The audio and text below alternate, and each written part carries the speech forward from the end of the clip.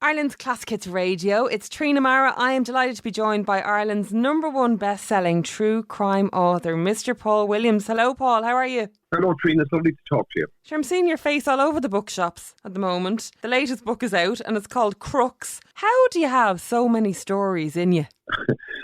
Well, I suppose, by the way, it's the 13th book I've written, so I'm sincerely hoping and praying that it's lucky in this case. But you see, I started in the job this time 40 years ago as a young cub reporter in Leitrim, and I came to Dublin. I worked for a few years in the provinces, and then I came to Dublin to the Sunday World in 1987, where I worked until 2010 before I moved to the News of the World. So in that period of time, I covered an awful lot of stories and encountered an awful lot of people. And I suppose the real reason when I started writing the book was to go through the fact that what it was like to witness seminal events that changed the organised crime and created and moulded the kind of organised crime that we have today. Because within that 40 years, 30 years of it was spent intensely covering crime. I don't do frontline stuff like that anymore. And it was a time of great change because, like, when I came to Dublin first in 1987, a guy called the Monk, who was just about 2 years older than me, he made his big national debut as the biggest armed robber in the history of the state about 2 weeks before I joined the Sunday World. So our careers have sort of shadowed each other ever since, and I've written quite a lot about him, including the book especially dedicated to him. If John Gilligan was on the go, and of course the General was on the go. So it was a crime-rich environment. So I found myself being sucked into that world gradually, and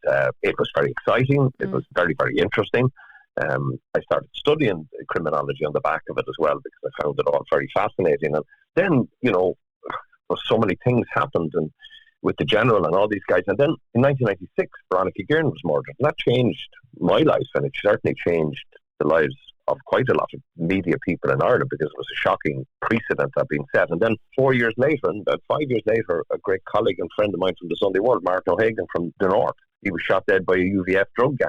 And purely those two colleagues of ours and friends were murdered in the line of duty while they were doing their jobs because they did their jobs and did their jobs very well. So at that point, Paul, did you not think to yourself, right, this job is just too dangerous. What am I doing here? I've got kids, I've got, a family. What am I doing? You see, it sort of creeps up in you. It's incremental.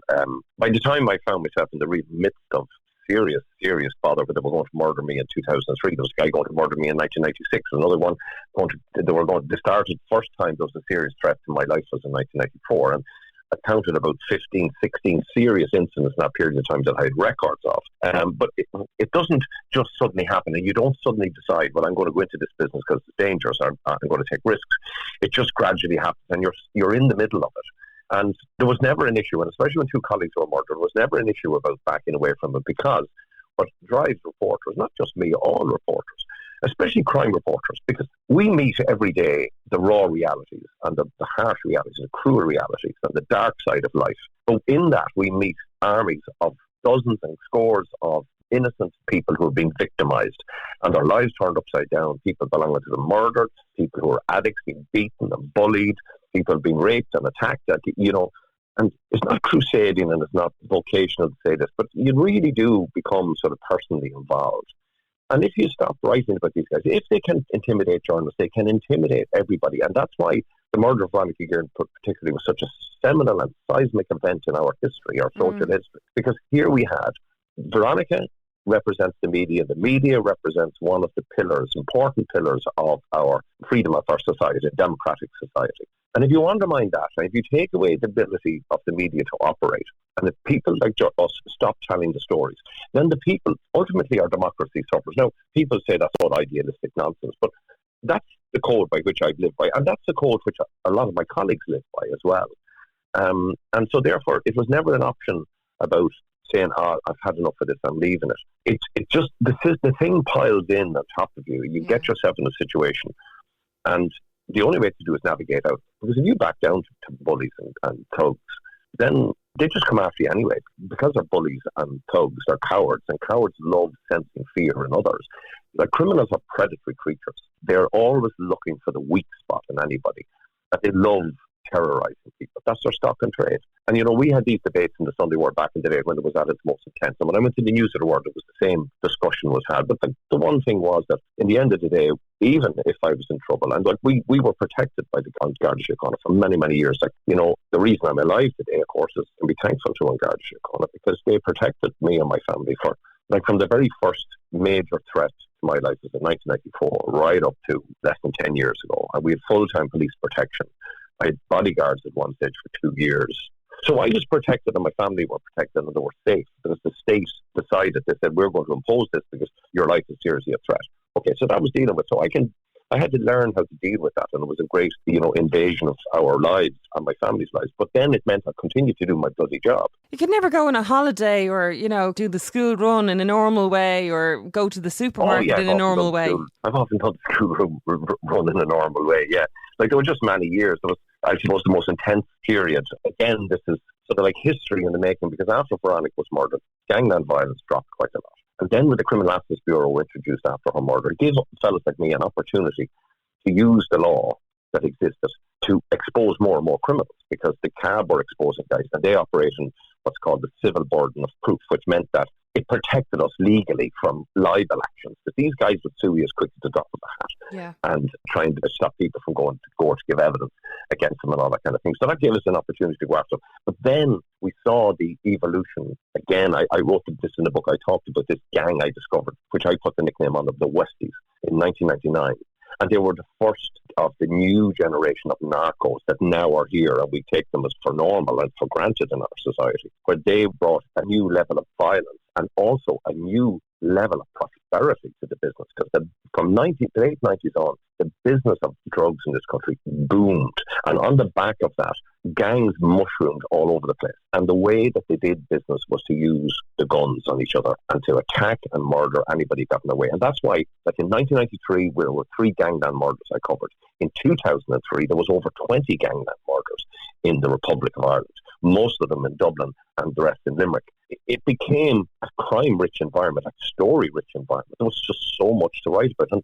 And on average, I was doing over half of the front pages every year in the Sunday World, year in, year out for years. And the reason half of those again were nearly every week, or every, say, 15, 20 weeks in the year, we were doing on average one big background story on the latest gangland murder. When I look back on it and went through all the stuff that I covered through the years, you wonder, to God, it was just frenetic. It was non-stop. Yeah. And it was also exciting, and it was rewarding. Sure, yeah. It could be scary, it could be very, very emotional and all of that, but it was full on. But that was the job. Well, you paid very, very well, Paul, because I know there's, for example, cameramen who are being sent to war-torn countries, and there's a special website for recruiting media staff for these dangerous jobs in these various countries, and the pay is really, really high because there is such a risk to your life. Would you have been paid very well because it was a risky job that you were doing?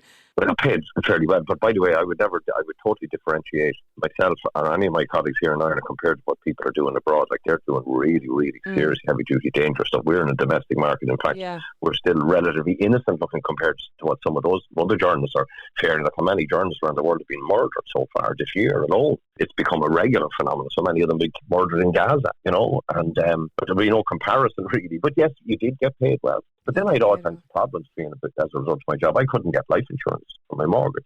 At one stage, the people who were selling me our dream home, we found a lovely new home that we wanted to move to. And initially, the people who were selling it to us blocked it and said, we can't sell to you. And the reason for that was pure fear. And this is the effect of fear. And I did a couple of chapters about the book about the cost of fear and how insidious it is and how it creeps into society. Like, I couldn't get insurance on my car. People didn't want to allow their kids to babysit for us for years because, and when we did in case something happened, no one wants to be Paul Williams' next door neighbour kind of thing. That is a fact. Yeah. And we fairly always paid our babysitters, and we did get really good babysitters. We paid them extremely well. But that was another thing that happened. When I had a bomb scare at my home, 150 of my neighbours were evacuated at 3 o'clock in the morning on a cold November morning, this time of year. And the thing about that was by organised crime to make a pariah of me and my community. But I was incredibly ashamed and upset that had happened to my neighbours. And never forgot it. And what did the neighbours say to you, Paul? Were they like, come on now, like, or were they supportive of you? The neighbours found themselves I went around to say, basically apologised to them that time individually. And, they said, we understand you have a job to do. Now, they had been living beside me at that stage for a good few years. A lot of them that were living beside me. We were there 14 years when this happened.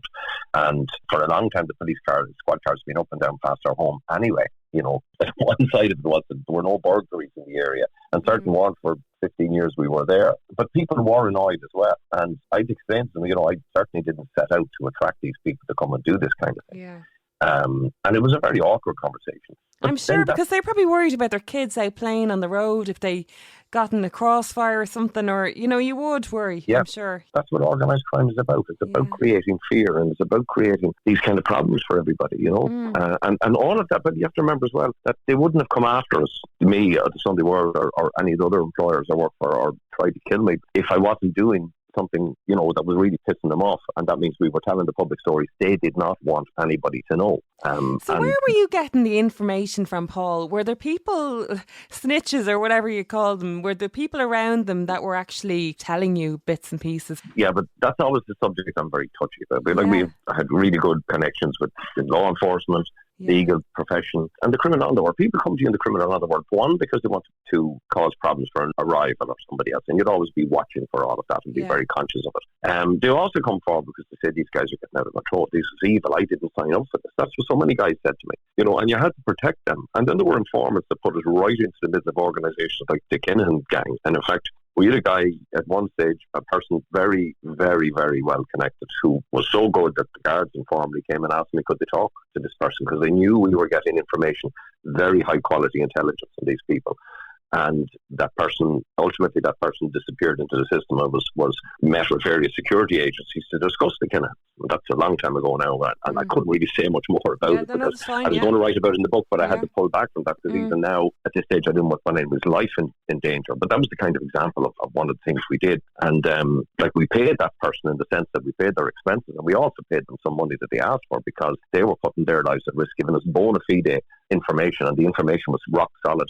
And, shall we say, the source was rock solid in that the source was not classified, because I know this person was examined by various law enforcement agencies, not just the Gardaí, that this person was seen as a clean pair of hands in the sense that they were not involved in the actual criminality. So they were in position to provide information. So, and sometimes we had to, through the years, you know, pay for somebody to move, or, you know, not move their home, but to leave the country. If they needed money to get out of the country, we'd give them the money to get out of the country if as a result of our work, they were under danger and they felt that they were in danger. It's a very dirty business in the sense that it's not a clean black and white world. It's a very grey world. You then hone your own psychological skills around all of that, because you have to understand what you're dealing with. You have to understand the people, and you get to read people, and you can read who's genuine, who's not. You can read the motivations. And like, another category of people, of course, are the victims themselves who come and talk. And the reason they wanted to talk is because they wanted the world to know what they were up against and what happened to them. And that's important. Again, that's what we do in the media. We tell the world what's going on. Paul, I was just looking at the age profile there last night of the start of all this. I guess kind of around the 80s and that, there was quite a few kind of murders around Dublin in particular. And the age profile of people that were involved in these gangs seemed to be a lot older then than they are now. They seem to be getting younger and younger, aren't they? Yeah, and that is another thing, by the way, in terms of the drug trade. The older villains, the so-called ordinary decent criminals, the guys of Gerry Hutch's ilk, they would look on these new criminals, to call them the new criminals. I call them narcos, the guys that started emerging with the Westies. A lot of they would look down their nose at them as just thugs and scumbags. That's what the word they say. They use themselves, the older criminals, because these young thugs never learned.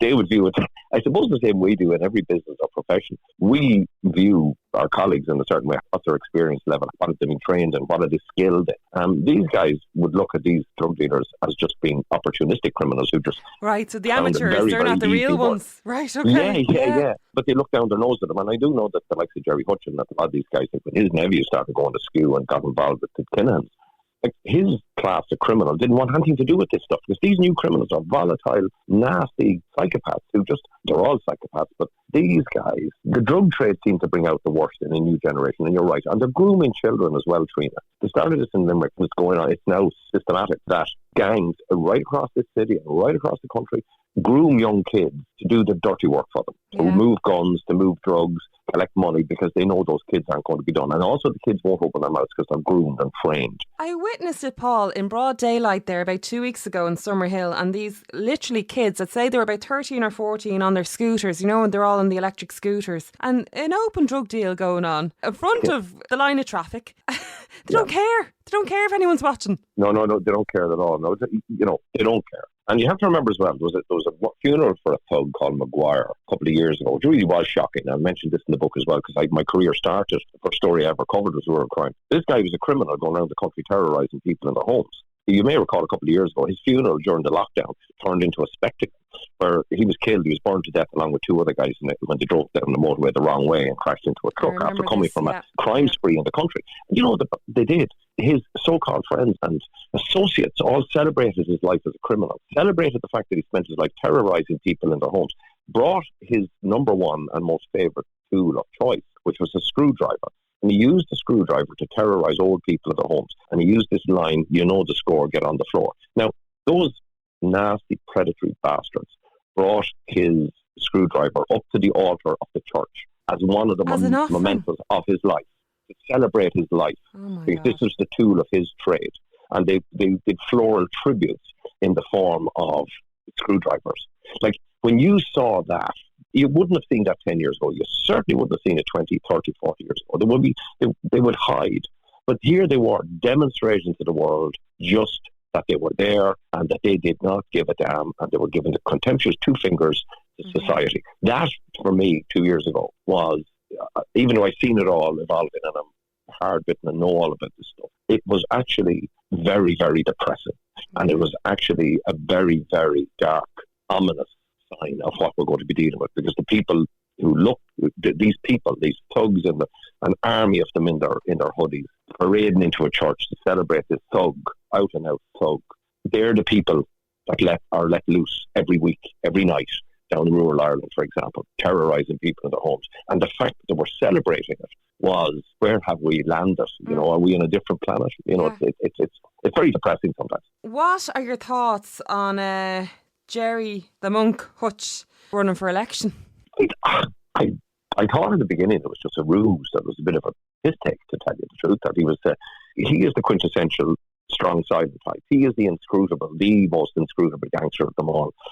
He's a very colourful character. I actually like him, as well as, you know, I've described his life and crimes and murders and armed robberies and the bad things he did all his life. But I also find a grudging sort of regard for him. And he is genuinely very close to his community. However, he and his clan ultimately brought down all that terror on their community after the Regency Hotel attack, and that's a fact, and that's a state of fact, and the courts and everything. The people of the North Inner City, the people he's asking to vote for him now, are people who suffered and were terrorised during that onslaught of savagery by the Kinahan cartel to get back at the Hutches. But number one, the pundits are saying he would not be elected. Number two, it's going to make the election race very, very interesting. But three, one of the things I wonder about is he going to also buck the trend, in the sense that the man that we all thought was absolutely the strongest and most silent of them all, is he getting enamoured by, is he getting turned on by the celebrity and the notoriety to such an extent that he thinks he can run for the Dáil or whatever? I really don't know. He could be bringing a lot of unwanted attention on himself, although, on the other side of me, having profiled him for many, many years, he could have a strategy built up behind it. He might have another ulterior motive for doing all of this. You just wouldn't know. But he certainly spiced up the election in the North Inner City, and it's very, very interesting that originally they said, when they put out this information to his people, they said he wanted to target Sinn Féin, and particularly Mary Lou McDonald's seat. And it's very, very interesting. There was a great piece by Philip Ryan, my colleague in the Irish Independent, the other day, where he said, "Isn't it extraordinary? Mary Lou McDonald is very vociferous on attacking all these other parties and all these other, anybody who steps up to them." She was asked specific questions about Gerry Hutch, and she wouldn't open her mouth. She would make no comment about Gerry Hutch, even though he represents organised crime. So it's, shall we say, the least we can say is that it's extremely interesting what's happening at the moment. And it'll be, I suppose, it'll add a bit of drama for the next few weeks. And it would be churlish of me if I didn't, over the airways, wish him the best. There are some people who will get a shock, I guess, if he's canvassing and he lands on their doorstep. They'll be used to seeing his photo in the paper for other reasons. Well, I'd say he won't be popping into anybody's house where he's not known. He'd be too clever, and he's too well known down there as well. Now, he wouldn't want to be scaring anybody or doing that. He wouldn't do that, but I think he's going to do most of it online. He's going to be a disruptor. And one of the interesting things as well, which I was probably not surprised at, he's clear from looking at his material so far that Donald J. Trump is one of his political heroes, which that tells a story of its own as well. So all the nicknames that all the gang members have, and particularly the gang bosses, are they nicknames that they have, or were they coined by the newspapers and that by yourselves? Well, they're a combination of both. But we, as a newspaper, we were the first to start giving them nicknames. And the reason we did that was to navigate our ways around the defamation laws. Because at this stage, this was all new ground we were breaking. So we were doing major profile pieces of criminals and really getting in-depth into who they were and what they were, but we just couldn't get across the line because there had been no precedent in naming them. And that's why Cab, when it came along, helped us. But we put a lot of names on a lot of them. But others, like the monk, that came from his own people, and the general came from gangland as well there. But the main reason I became and the Sunday World became infamous for giving them nicknames going back 20-odd years or 25 years is purely because there's a way to navigate around the libel laws. And then eventually, of course, we would take the black marks off their eyes and then say, by the way, the fella we were talking and referring to as the Penguin, his name is George Mitchell, and he's now one of the biggest drug traffickers in the world. So there was always a process, because once we started writing about a guy, like long-term investigation, once he made the front page at all, I was staying with him. That was it. It wasn't just a one-off thing. We were going back for more and more. Because these guys, we'd get into them and then we'd start reporting on their activities, what used to drive them absolutely crazy, because they would never understand how we got the information we did about them. So that was part of the fun. Wow. That's part of the fun. Wow. And then TV dramas, the likes of Kin and all those, Paul, do you enjoy them? You know what? I watched Kin. I think it's very good. The one I loved the most, the one I really liked, because I know where the inspiration and I know the sources, and I knew and recognised the stories, was Love Hate. Love Hate was really spectacular. I haven't watched all of Kin. I've watched parts of it and it looks good, and it really does catch the menace and the double dealing and the mendacity of these people really, really well. But I thought Love Hate was probably one of the all-time classics, because it was the world I absolutely recognised. I recognised the people, and in some cases I was able to predict what was going to happen next in the script on the screen in front of me, because I'd seen it before, and clearly Stuart Carlin was very, very, very well informed about criminal events and methodologies, you know. Well, Paul, I could literally talk to you for a week. I wish you could come round to my house and have dinner and talk to me about all of this, but Trina, you shouldn't do that across the national area. Stop flirting with you. I know. Give me a call. Desperate. Give me a call. I like a nice steak, not a problem. And I'll bring a nice bottle of wine, okay? Paul Williams, Crooks, the stories behind the headlines. Do get yourself a copy of that. A great Christmas gift as well, Paul, isn't that right? Please God it is. Please God it is. And thanks, Trina. It's lovely talking to you. Thanks a million. Take care. It's Ireland's Cheers. Classic Hits Radio. Bye. Thanks, Paul. Bye-bye.